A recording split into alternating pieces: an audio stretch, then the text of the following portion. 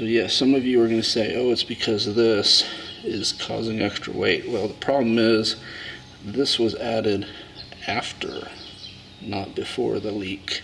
Alright, we're going to see if we can replace a valve stem without doing too much removal of the tire. I pulled the shrader valve out of the old valve stem, let all the air out. And what I'm going to try to do is just break the bead basically here and here and see if that's enough to give me the clearance needed.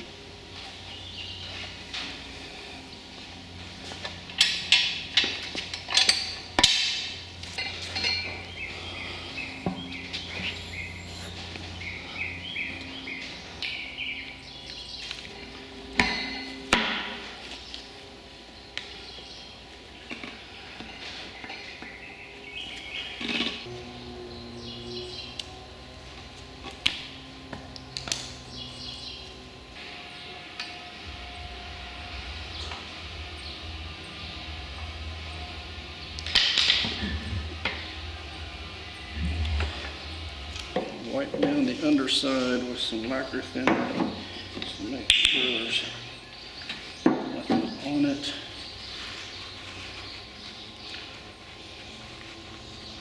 And this is optional and overkill, but I'm going to go ahead and use some anyway.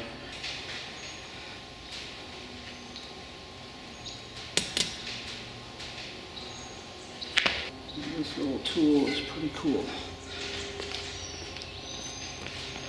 So you thread it on the stem, and it will give you leverage to pull it, and you'll hear it kind of pop when it goes into place.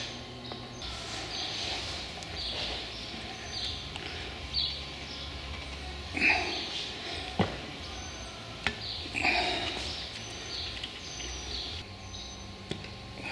you go. Now, since I didn't completely remove this, I'm not going to have to balance or anything. I just have to air it up and it'll reseat.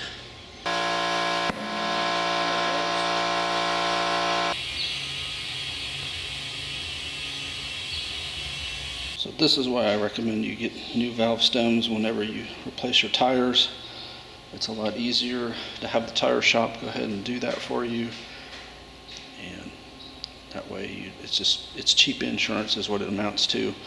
Obviously the police departments here typically didn't replace them because, like I said, I had 3 for sure that failed, and I'm guessing maybe 5 failed, and that's just unheard of. I've never ever had a valve stem failure until I bought these 2 local cars.